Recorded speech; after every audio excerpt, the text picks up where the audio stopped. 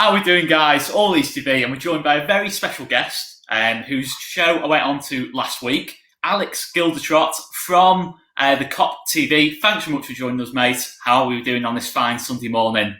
Yeah, good to see you, Oscar, mate. Yeah, you did come on the show. It was very good. Yeah, I'm all good, man. I'm kind of just itching to start the new season now. I know that, we all need a break and all that kind of stuff, but I'm ready to go. So what we're going to discuss today is, of course, going into the new season. So we're both champions. I've got my T-shirt on here. Yeah, champions, right? Lovely. Podcast at the end of the day, Champions podcast. The Unbearables, both Leeds and Liverpool. Absolute Man United nightmare, City nightmare, Manchester nightmare. But yeah, we love it, don't we? We love just to be disliked. But yeah, looking at the transfer window, potential signings, and there's a big mutual interest between Leeds and Liverpool, it looks like, going into this summer window. So first player I'm going to go on to is Harry Wilson. Obviously, he's a player that Liverpool have effectively said they don't want to keep anymore. Obviously, you've had him out on loan to Bournemouth, Derby, Hull, several different loan moves. And he's not going to take Mo Salah, Harvey Elliott, any of your wingers out of the team, realistically. So it looks like he's going to leave. But, I mean, do you look at Harry Wilson and think he is a Premier League footballer? Absolutely. I've actually got in a lot of back and forth with Liverpool fans kind of since lockdown whilst we've been doing these kind of streams. And a lot of them say, like you just said there, he's been on loan at a lot of clubs. Is he really going to get a chance to kind of break in to maybe not even the first 11, but at least the first team coming off the bench kind of thing? And I was always of the opinion that we should keep hold of him. I think he's an excellent technician on the ball. You've seen some of the free kicks he scored, some of the goals. I mean, when he scored for Derby and did that at Old Trafford after he scored that 40-yard, that's probably the best free kick that's ever been scored at Old Trafford, by the way. It defied logic, didn't it? The way it just didn't make any sense how he got hit it that clean. And it's not the first time he's done it either. He did it all last season for Derby in the Championship. He's done okay for Bournemouth as well. I think he's got 7 goals in like 20 starts, which is decent, for a team that's struggling. But as far as you're concerned, as a Liverpool fan, you're disappointed to potentially seeing him leave then? Well, I am personally. So going back to my point, a lot of fans are, listing the pros of him staying, the cons of him leaving. And for me, I always was of the opinion that the pros outweighs the con, just because I like the player and I've got a soft spot for him. But business, heads and logic heads look at it as, well, the cons actually outweigh the pros. He's 23, 24 now. And if he hasn't got into the squad at this stage, I don't think he will. I mean, this guy made his debut for Liverpool against Exeter 4 years ago. I think he came on for 25 minutes or so. So then, really, he should have broke into the team. And if he hasn't already, 2020, 4 years after his debut for Liverpool, much like Marco Grojic, you look at it and go, well, unfortunately, it probably is time for him to move on. However, I still do think he's a definite Premier League talent. And if we don't use him, someone else will. And he's got an absolute wonder of a left foot. So I would genuinely be really sad to see him go. That's interesting. I mean, one of the fees that's been mentioned, quite a solid fee that's been mentioned at our end of things anyway, has been 20 million. Yeah. I mean, would you say that's a good value for Liverpool and Leeds, or would you say Liverpool getting the hard end of the bargain there is worth more than that? What would your opinion be in terms of valuation? I think 2025 is about right. I mean, we managed to sell Jordan Ibe to Bournemouth for 15, 20 mil. I think we sold Solanke for 20 mil. We even sold Kevin Stewart to Hull for about 16 mil. So Michael Edwards, Michael Edwards absolutely knows how to get the best end of the bargain for Liverpool. So whatever negotiations we kind of enter ourselves in now, I'm very confident that he will get the best for Liverpool. Now, if that means that we end up selling him for 20 and he's worth 25, it is what it is. I think Leeds, I mean, listen, he's got the potential. You've seen it, I've seen it. You wouldn't be after him if he didn't have the potential. We've seen him do it in the Championship and in the Premier League now. With Bournemouth, scored a couple at Villa Park, scored a fantastic free kick against City. So he's got the potential, and he could easily be one of those players that you purchase for 20, and after a year he's a 45 million kind of player. Or you could buy him for 20, and like Jordan Ibe, you look at him in a year or two down the line and think, bloody hell, how did Liverpool sell him for 15 or 20 million? So it's a 50-50 toss-up at the minute, but there's absolutely no doubt in the boys' quality. You see a lot of these deals, though, where it goes like that from the big clubs. Obviously Nathan Ake, I think Bournemouth got him from absolute pennies, and then now they're selling him for 40 million. You just don't know. I guess it's like of any transfer, you just don't know fully how they're going to adapt to certain systems and that lot. But what I like about Wilson is that he's working under a manager in Klopp. His fitness is going to be top level kind of thing. You're working under Klopp and under Marcelo Bielsa, similar kind of mindset. Your fitness has got to be absolutely tip-top condition. Otherwise, you simply don't start. It doesn't matter if you're Lionel Messi, Mo Salah, Sadio Mane. You don't start unless you're absolutely fully at your optimum fitness. But I guess it's an interesting one, isn't it, really? It's, is it going to work out well for Leeds, or is it going to work out well for Liverpool? And even if it happens, because obviously there's a lot of different rumours going about. But another rumour that is big for both Leeds and Liverpool is Benjamin White from Brighton. Obviously, as far as we're concerned, it's one we're desperate to get over the line. But it seems to be one you're keen to get over the line with, obviously letting Dejan Lovren go, and having that extra centre-back you probably need in terms of your options. I mean, is Ben White looking realistic from your end? Have you heard any big solid rumours about that lately? I think when he left Leeds, I think all the top 6 clubs in the Premier League definitely had a look at him at least. He could literally play, I think, for any of the top 6. I mean, I've mentioned his name on my transfer show a couple of times, actually, and I'd be keen to bring him in. But they're talking about, I mean, he's at Brighton at the minute. I know Leeds are desperate to take him back. He played so well for you guys last year. But he's the type of player that, again, if you are at Brighton, you're probably going to say, well, we know you all want him, and we know you've all got shitloads of money. So 35 million if you want him, simple as that. And they are in the position to play that kind of hardball. I don't think, to be honest with you, anyone would pay 35 million for Ben White, but they're so proud of him and they're so protective. They've whacked that price tag on him, and it's almost to warn people off. Now, I can't see Leeds spending 25 to 30 million on him. I don't know about you, but I just can't see it. I think he will probably stay at Brighton for a year. And then this year is huge for him. Either, again, like we were just talking, has a year where he catapults on to walk into maybe the Arsenal team, the United team, the Leeds team. But then he could have a season where no one really wants him next year. So next season is huge for him. I think it's almost a crossroads in terms of his career. If he goes on to do well for Brighton, then you can bet that anyone and everyone will be in for him who's got the money. You're breaking my heart, mate. You're breaking my heart here. But no, it's true. It is very true. Obviously, we've put in 2 bids. I think the first one was a very, very ambitious 18 million. They were up to 22 million. But the rumour is, we're still solidly trying to chase, and we are still going to push like we've never pushed before for that one. Obviously, I think centre halves are going up in value, aren't they? You look at Ake, you think 40 million. I'm obviously using that one as a kind of a benchmark a lot, and I'm thinking Ake 40 million for a Bournemouth team that just couldn't defend last season.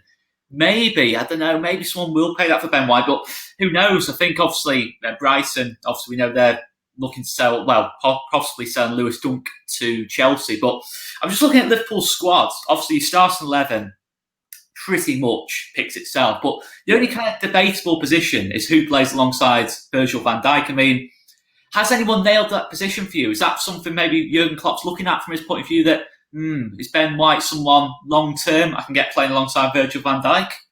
First and foremost, to answer your question, the number one central defensive partner to Virgil van Dijk is Mr. Joseph Gomez. Fair. That's a fact.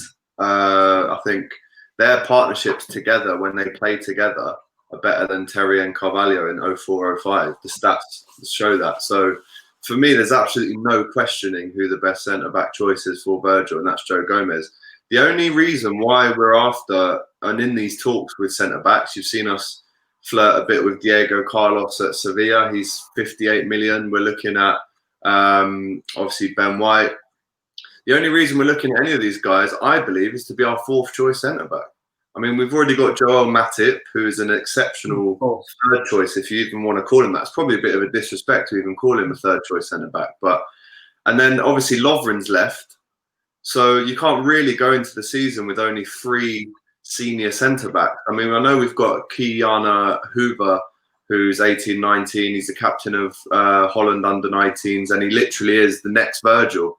So I would almost say let's promote him this season to 4th choice and use him in the FA Cup and League Cup instead of dipping into the market and maybe spending 20, 30 million on a player we don't actually need.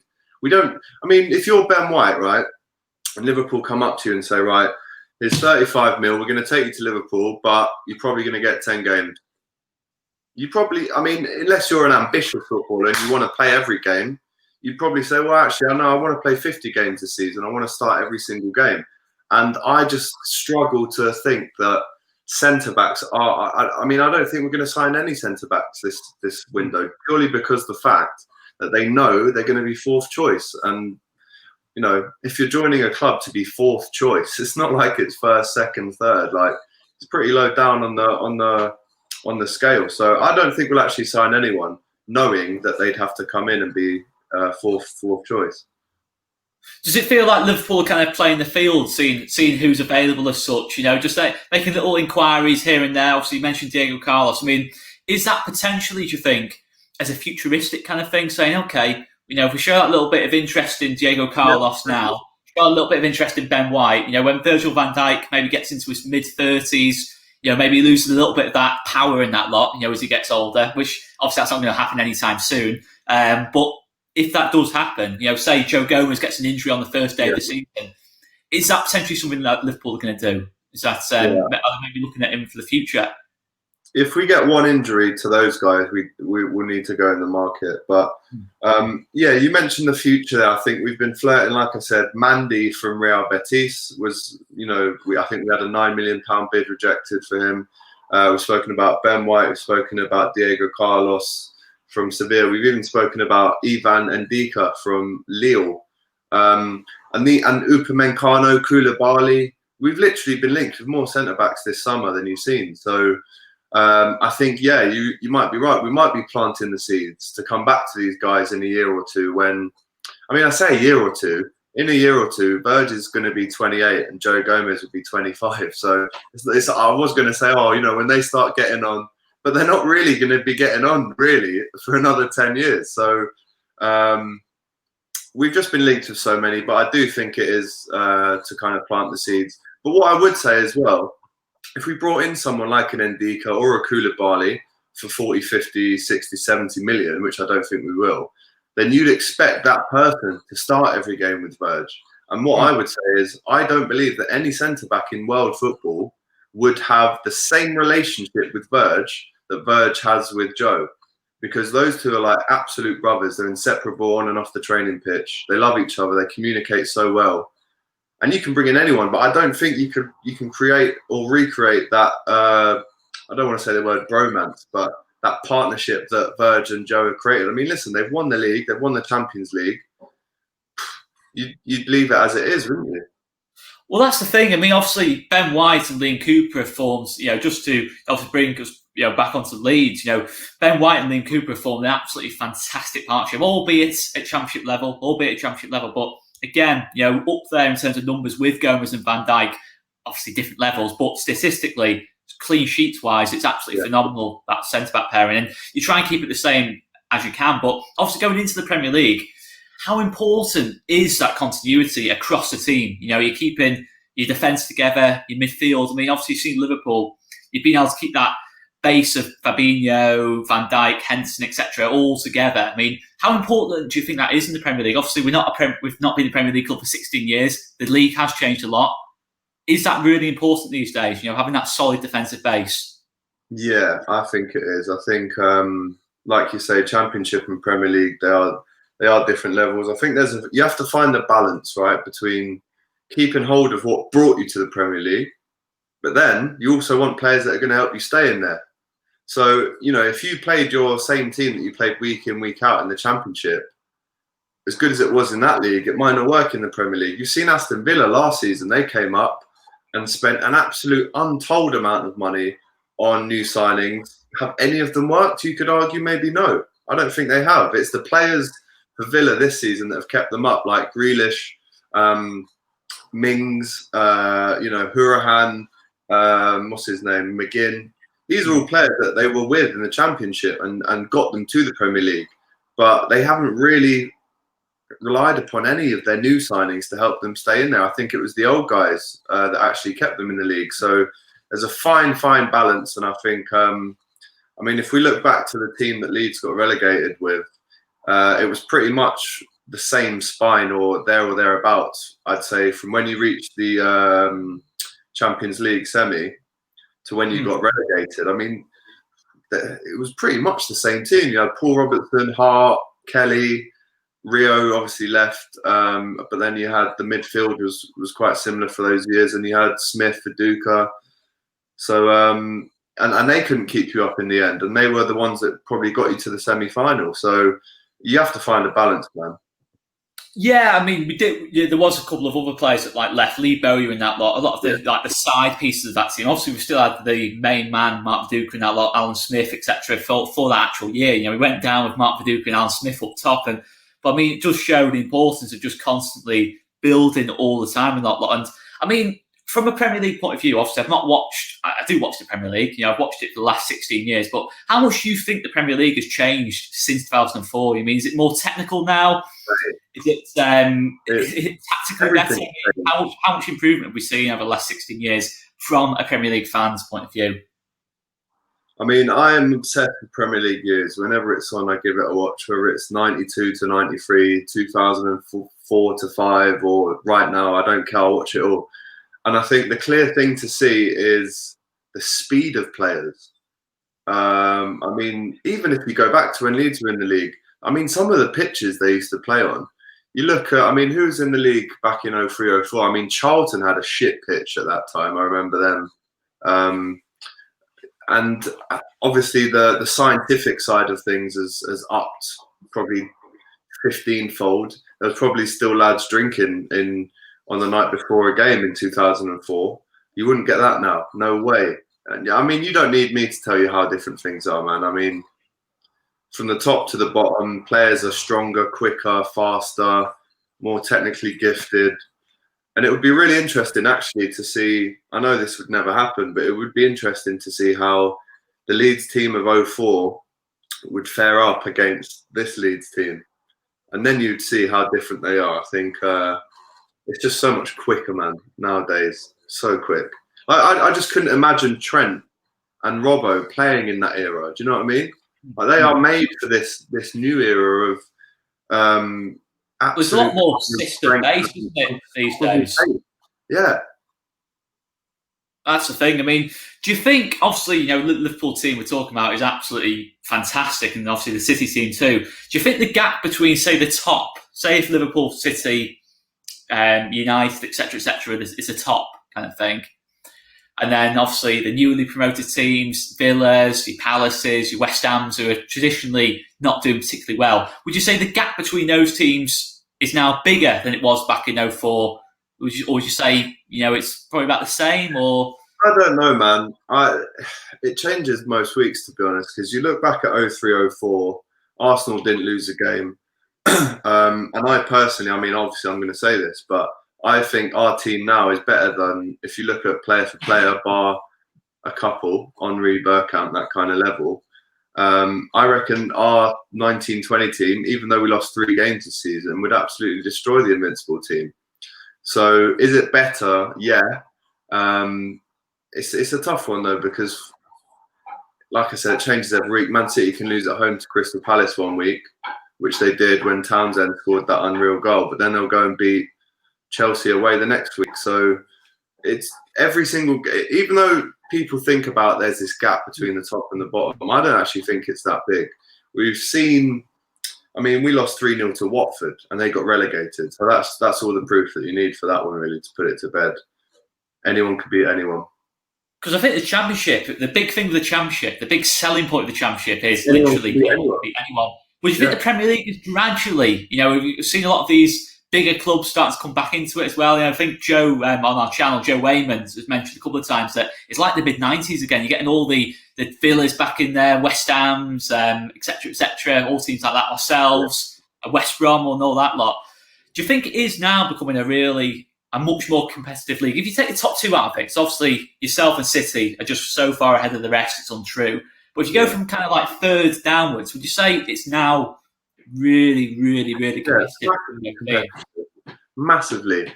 I mean, look at last night. Man City were absolutely predicted to wipe the floor with Lyon, and they lose 3-1. And that just proves that, I mean, in the French league, a lot of people call it the Farmers League, and Mbappe had a bit of a crack back at people who said that last night after Lyon won. But Lyon beat Man City. Lyon finished 7th in Ligue 1 this season. And everyone seems to think in France that it's just PSG at the top, and the gap's even bigger.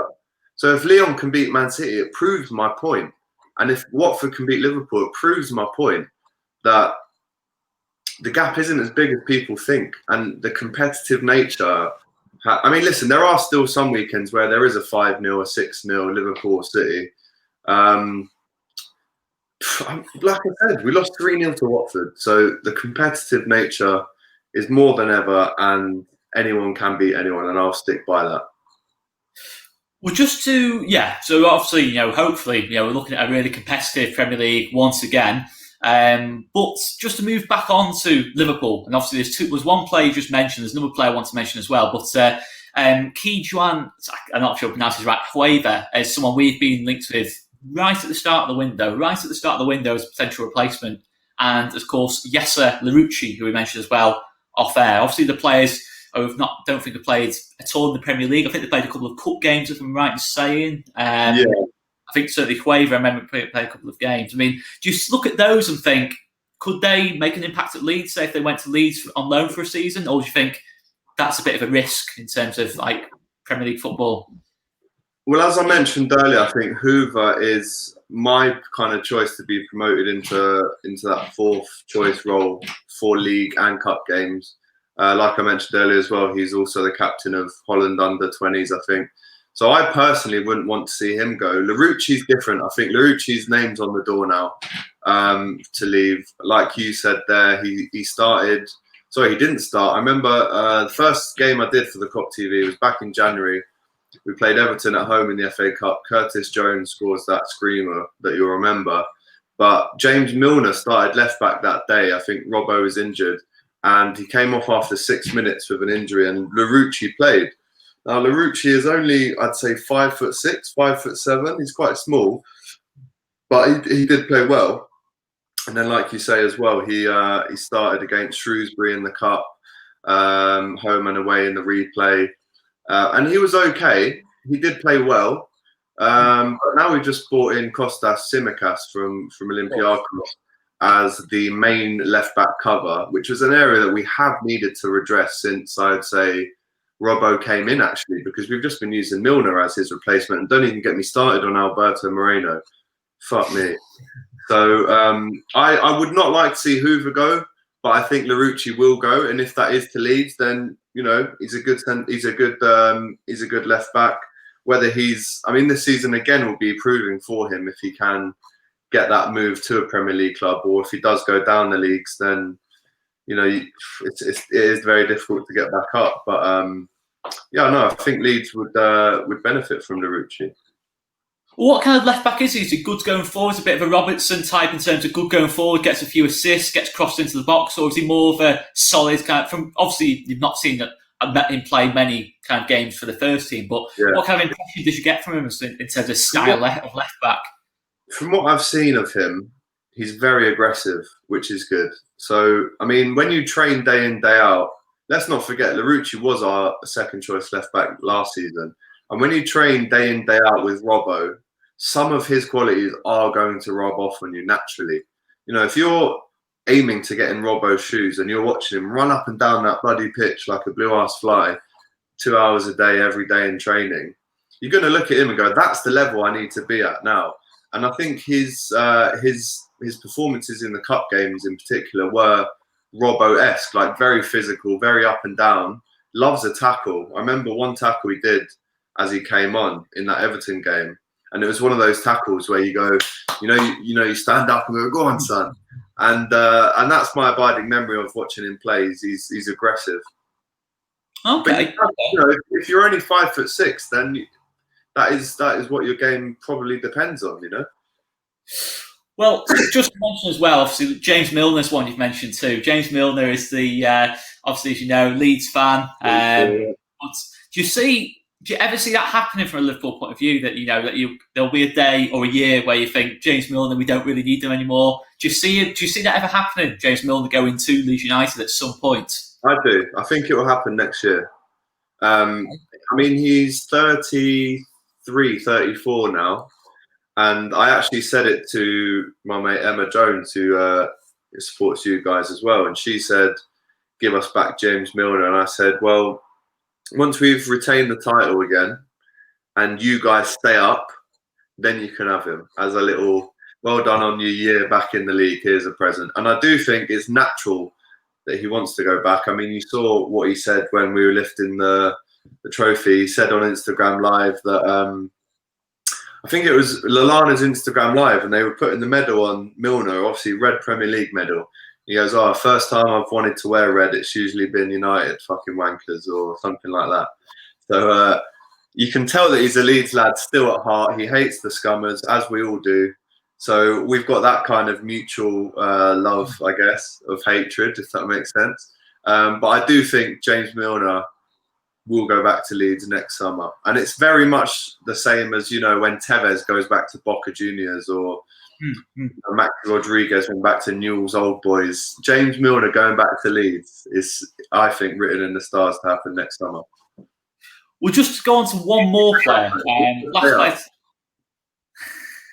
There's the last player to look at was someone who went on loan to Swansea, Ryan Brewster. Again, there's been little bits and pieces. I mean, do you see him staying in the Premier League? Potentially going to his next step being to go on loan to a Premier League side next season. Do you think he can make an impact at Leeds if Leeds go down that route?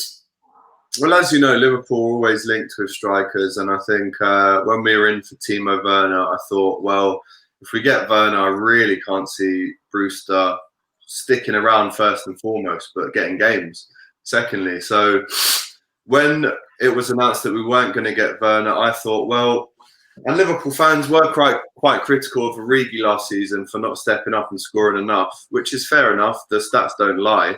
I mean, that man is a cult hero, and he always will be because of what he did last year. And he's just so brilliant at scoring late goals. But I think now that we're not going to get another striker and that Origi does need a bit more help in terms of backup strikers, I would argue that this is the perfect season to let Brewster play 10 to 15 games for Liverpool. Let him get a few goals. Let's not lie, bro. He is a bagsman. He will score goals wherever he goes. He's that good and that talented, and he's still so young. I think he got 11 in 20 for Swansea when he was there on loan. But I would actually argue that to have a different option to bring off the bench instead of Origi, as someone who is an out-and-out number 9 bagsman poacher, I think we keep Brewster for next season. And of course, there's going to be rumours that he's going to be linked on loan. But I think he actually spoke to the press yesterday in Switzerland, where Liverpool are now. And he made it very, very clear that he's got absolutely no intention to go on loan. And if I was him, I would see a little opportunity for him this season, knowing that we didn't bring in another striker. And if we do want to bring off a Firmino, we don't always have to look to Origi now. We can bring on a Brewster, and I do genuinely think he's ready. So I would say let's keep him and see how he fares this season. Let's get 7 or 8 goals in maybe 10 to 15 League Cup games. Then he makes a real impact, and then it becomes the point where he goes to Klopp, well, you might not want to play me, but I've scored a lot of goals. I've probably got the best ratio out of anyone. So he almost has to persuade Klopp to go from, we'll bring him on for the last 20 minutes to the stats are undeniable, you have to start me. There's no argument. And that will take some time. But I think the start of that journey could well be 10 to 15 games for Liverpool this season.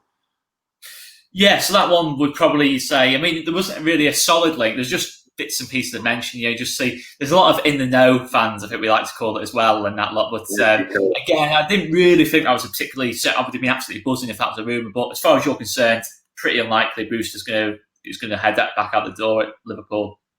Well, what I think and what I want to happen is completely what will actually or could happen. I would love to see Brewster at Liverpool next season bagging some goals. I actually saw him play. We played in the League Cup against Arsenal in October, and he led the line and he was brilliant. He didn't actually score a goal. We scored 5 that night. I think Ox scored 1, Origi got 2, an own goal, and someone else. But he led the line so well. And what is true about Brewster as well that people might not even realise, he is so strong.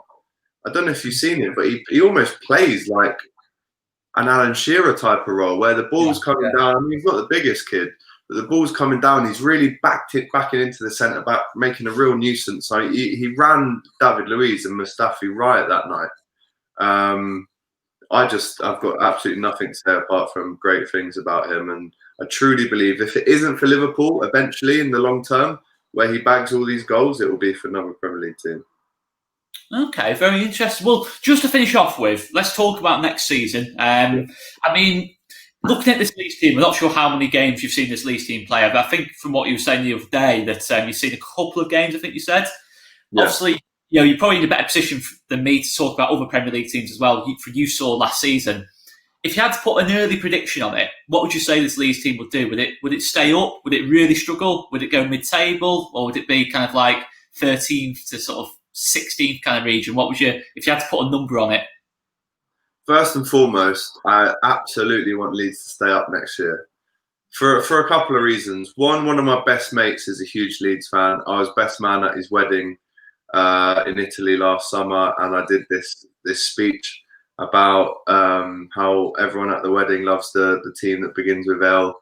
And they all thought it was going to be Leeds, and then I said Liverpool last minute. So for that reason, for having a good old laugh up at Ellen Road next year, hopefully it can continue. The second reason is I am from the era of that.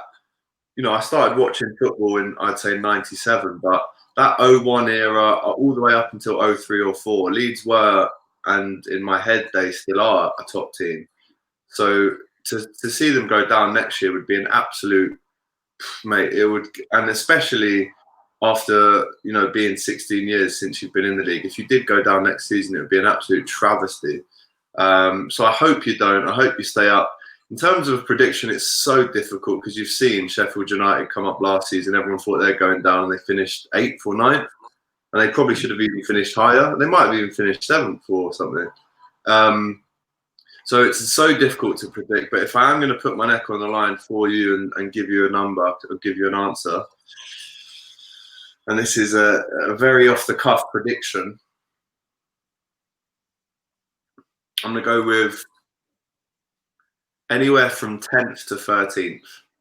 Oh, okay. I'd certainly take that, mate. I'd certainly take that. I mean, obviously, we've got 2 great games coming up next season. Klopp versus Bielsa, the first ever meeting of Klopp versus Bielsa. A clash of 2 similar styles, both high intensity, easy on the eye. I mean, looking at games you played this season, Liverpool, obviously, a lot of teams have sat back against Liverpool this season. Leeds are probably going to be one of the few teams who go to Anfield next season, and we'll definitely, Leeds won't sit back. That's the thing.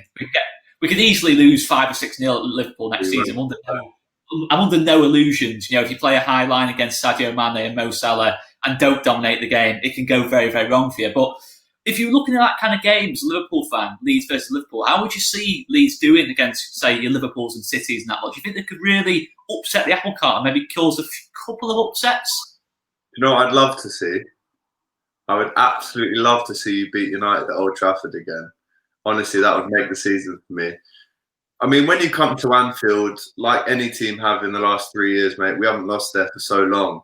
I can't see you getting a result at Anfield. I think whoever we play at Anfield, we should win.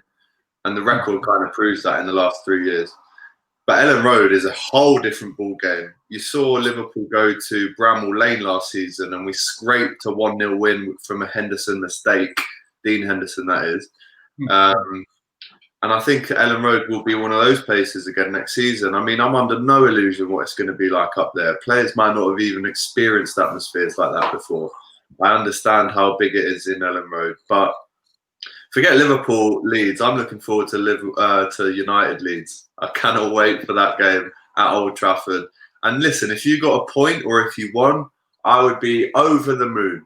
I mean, I'm actually good mates with Jermaine Beckford's little brother. He's called Travis. I'm a good mate of his. And me and him talk about that day quite a lot. Obviously, it's the biggest day of Jermaine's career. And yeah, I just can't believe that I'm going to be witnessing another Leeds versus United game in the Premier League next season. It's going to be great. Are Leeds a good addition to the Premier League for you? Is it? Do you think a lot of teams will be thinking like yourself? I hope they are, because I mean it depends who you support, mate. Obviously. No, yeah, of course, yeah. And I will speak on behalf of Liverpool fans, and I've seen loads of tweets, loads of messages about it. Everyone's gassed that Leeds are coming back. A proper club is back in the Premier League. I'd much rather have Leeds come up than someone like West Brom, who are a yo-yo club. Let's not deny it. They go up and down. Norwich as well. I mean, let's not forget, Leeds won the Premier League in 1992. Or the League Championship or whatever it was. So, I mean, I know that was before my time and before your time, but in the grand scheme of things, if you know your footy and you're over the age of, I would say, 25, you know Leeds are a big club, like you know. Whereas if you're a younger kid who's maybe never seen Leeds in the Premier League, you probably would class them in the same bracket as a Norwich or a West Brom. But like I say, if you know your footy, having Leeds back is nothing but a good thing, unless you're a United fan, obviously. Well, obviously, Liverpool under Klopp, you've improved season after season after season. So far, Leeds United. Last question for you, mate. Leeds have improved season after season. What is, from a Liverpool point of view, and this applies to any club, obviously, I think the way both clubs are built, it's sleeping giants who have kind of, obviously Liverpool at the end of the scale, but it's the same kind of idea. Sleeping giants who have been revitalised by world-class coaches. What's been the key factor that's made Liverpool just step up and go again, kind of, and just constantly improve? Do you know what? It's so easy to explain, and it's so clear to understand once I say it. What Klopp has done and what Bielsa is currently doing on a different scale, admittedly, is uniting the Holy Trinity. And when I say that, I mean the players, the fans, and the management. And when I say management, that's the first team coach, that's the assistant manager, that's the upstairs boardroom as well. When you've got those three assets singing off the same hymn sheet, you can't lose. Like when Rodgers left, you could tell that the board didn't back him, and you could tell that the players weren't fighting for him anymore. Klopp comes in, gives everyone a hug, runs up and down the touchline every goal we score, bangs his chest, goes like this to the fans. How can you not love that? And once you do that, it just breeds success. And success then breeds more success. And it's just a snowball effect, hopefully. But what Bielsa is doing as well is making that Holy Trinity come back. I've seen so many videos of Leeds fans meeting Bielsa in the street, and he stops and gets out of his car, has a picture of a disabled person. They've got a street named after him now. They would not have done all of that if they don't think the fans love him and the players will fight and run through walls for him. It's impossible.